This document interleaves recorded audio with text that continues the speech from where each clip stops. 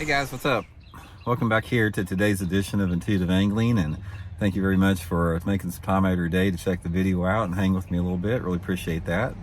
And guys, today by popular demand, I'm going to address the controversial video that Chris Zaldain put out with his on the water confrontation that he had at I believe it was Lake Murray last week with the local angler there. My inbox and my comment section and my comments have gotten blown up. It's like, Randy, why haven't you commented on this? I can't believe you hadn't commented on it. So I finally had a chance to watch the full video today. I sort of want to give you guys my opinion on this, and obviously interested to get your guys' feedback on it as well.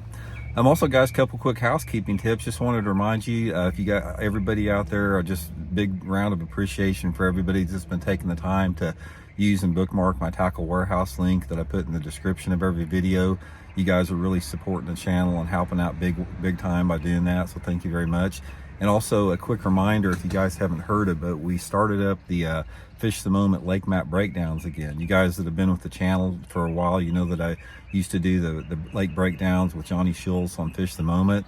We discontinued those about 2 years ago, had made some modifications, brought them back. They're up on the website, and this is a really good resource to learn more about your favorite lake.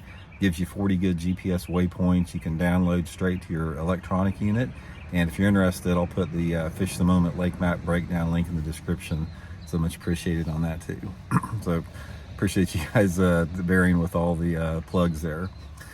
Okay guys, what happened, if you're not familiar with it, is Chris put out a video last week, and there was a on the water confrontation he had with a local. I think it was the second morning of the tournament. I can't remember which morning, but anyway, he pulled up to his first spot, and there was a local angler fishing on it. And throughout the course of the video, and if you haven't seen the video, I'll link it in the description also, Chris got into a confrontation on the water with this angler out here, and it got pretty heated. He wound up getting fined for the thing.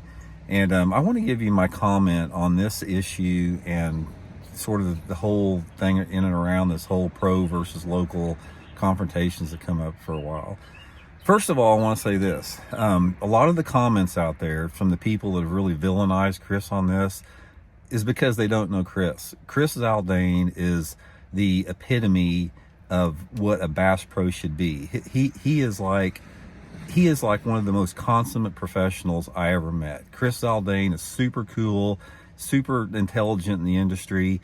He has integrity, he has honesty, he has ethics in the sport. There's nobody that, in my opinion, that can say a bad word about Chris Zaldain that knows him. People that are dogging him on these things and making him sound like a bad dude, that's because they don't know him, and they're overreacting to this video.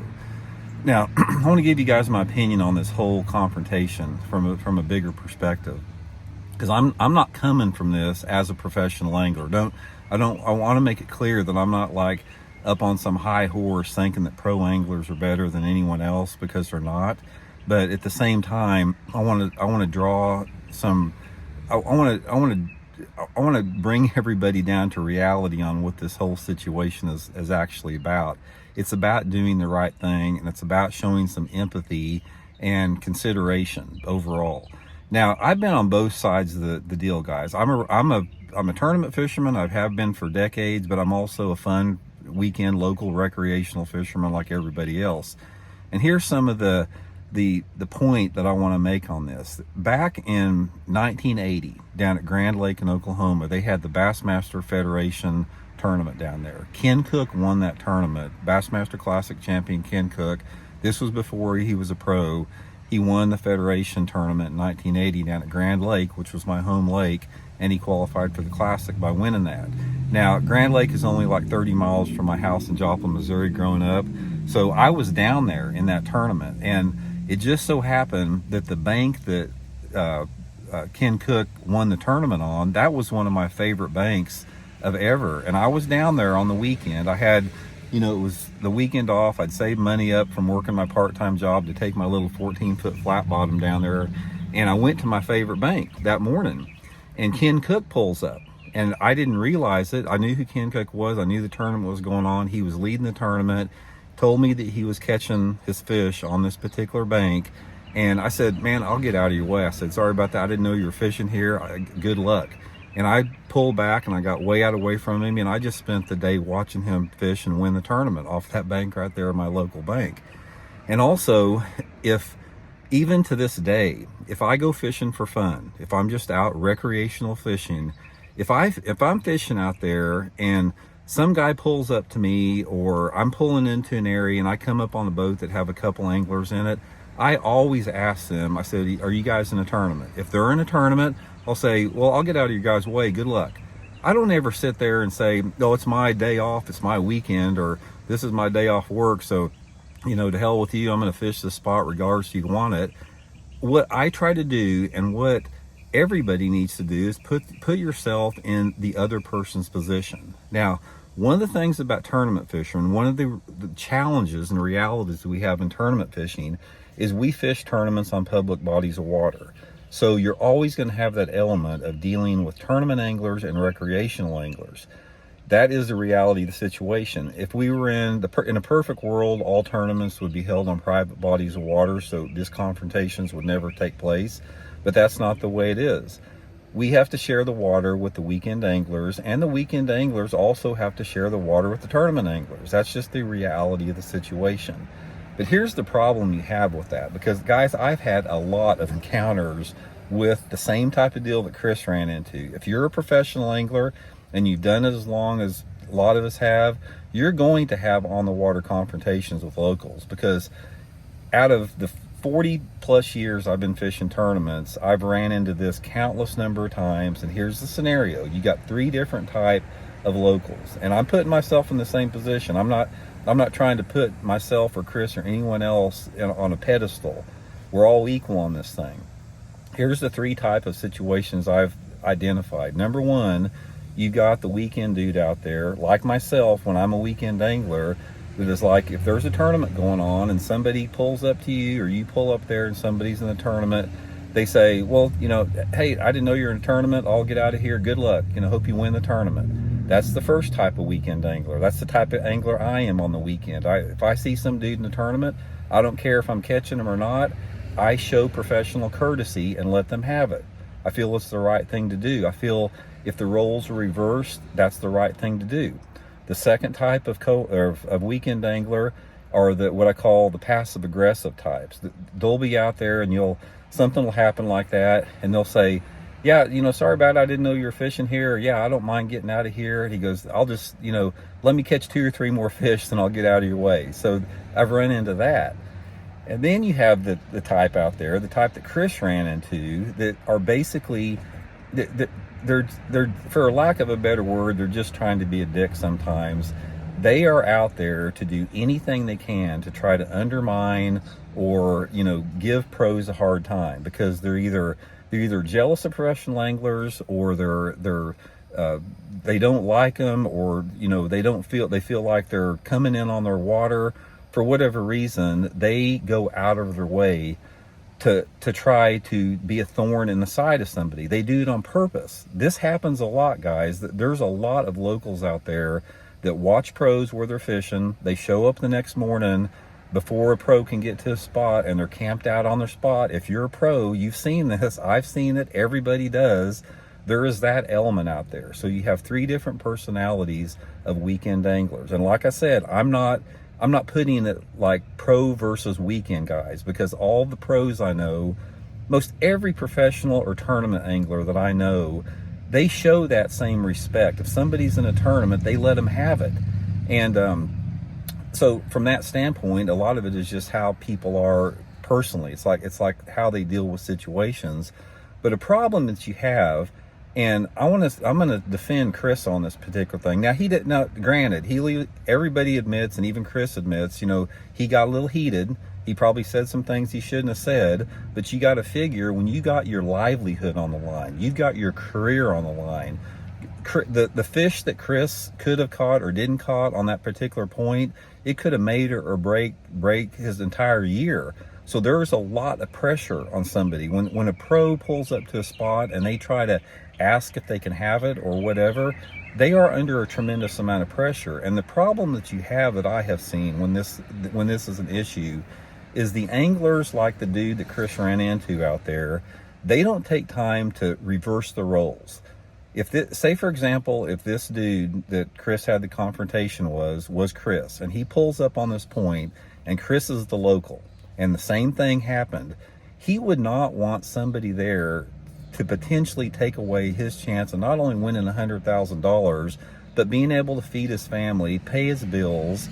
Nobody would want to do that. And I think that is where just being a good person comes in. It's like, it may not be ideal, and you may have your only day off of the week, but some guy pulls up, and if he asks you politely, like Chris did, say, it's just like, hey, this is where I've been fishing here all week long. Do you mind if I just have it today?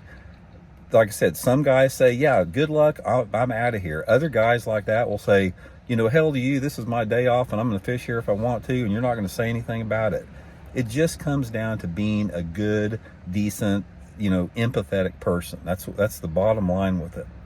So there's a lesson to be learned from all this on it. I've been on both sides of the foot. I know what it's like. I can count of 3 tournaments, guys, 3 Bassmaster Top 150 tournaments that I would have won, where I finished like in the top 3 in, that I basically got screwed by local anglers that knew I was fishing there, and they came in on those areas when I wasn't there. They beat me there in the morning, and they sat on the spots and caught fish, and I couldn't get in there and fish it. It's happened to every single one of us out there. So the point of the video is for all you guys out there that are dogging and villainizing Chris Zaldain for this, you need to take a second and put yourself in his position. Put yourself in the position of being in a high pressure situation, and then you have to make that, judgment call after that. But this has been going on forever. What happened, in Chris's situation in this tournament, it's happened to pros for decades and decades and decades, and back even to 1980 when I saw Ken Cook fishing there. So here's my deal on it. It's like, I always try to respect everybody that's out on the water. I mean, I really do. But at the same time, I think it's very important for people to empathize with other people's positions in tournament fishing. The guy that Chris got into the confrontation with, just like Chris said, there's literally hundreds of other points just like that. What does it hurt for the guy to let Chris have 1 point out there and have a chance to change his life with a, winning the tournament or whatever? A lot of it is just like, people don't put themselves in other people's positions. So I'm sure this video is going to make some people mad. Some people are going to say, Randy, you're just you high and mighty tournament angler, and you think you're better than everybody else. No, that's not the case at all, because I've been in those positions. Even today, I'm currently in that position, and I always have been, is when I'm not at a tournament and I'm on the lake, I'm a recreational local weekend fisherman, and I give the tournament anglers the water. I think it's the right thing to do. I just think it's being a good person. So I could tell you stories, guys. I got so many stories about, that just are blatant people trying to ruin your day, and people trying to make it difficult for you, and people trying to, undermine your success. Because make no mistake about it, guys, there is a segment of the recreational bass fishing population out there that hate tournament anglers, and they are going to intentionally do anything they can to try to undermine a tournament angler's success. They do it all the time. I've seen it over and over again. And there's also an element of weekend anglers out there that when there's a tournament, they intentionally go out on the water to try to catch as many fish as they can to see how they would compete if they were in the tournament. I've heard guys say this over and over again. So anyway, like I said, that whole deal with Chris could be avoided if that dude would have said, he would have said, yeah, Chris, I know who you are, good luck in the tournament. I'm going to get out of here. And I'm sure Chris, if that guy would have said that, I'm sure Chris would have said, dude, I will give you the baits I'm catching them on. I'll tell you exactly how I'm catching them. I'll do anything I can to help you out, if I could just have this point. I've done that. I've said that to guys too. I've told guys like, look, dude, I'll set you up. I'll tell you exactly what I'm doing here. Just let me have this spot for the next 5 hours. So, anyway, I fell for him. Like I said, you guys out there that are dogging Chris Zaldain, you don't know Chris Zaldain. And like I said, Chris got a little bit heated in it. I think anyone that fishes tournaments can understand that. If you don't understand what it's like to have that type of emotion in a high pressure situation, then you haven't ever been a high level tournament angler, because make no mistake about it, guys, tournament fishing is a high pressure situation. And this is not about, Chris Zaldain being better than some local guy or any pro being somebody else. It's about just being empathetic and doing the right thing and being a decent human being. That's what it's about. We live in an imperfect world when it comes to tournament fishing. We fish on public waters, and everybody has to work with everybody. It's like the wave runner, jet skiers out there, they have a right to be on the water. Tournament fishermen do, recreational anglers do.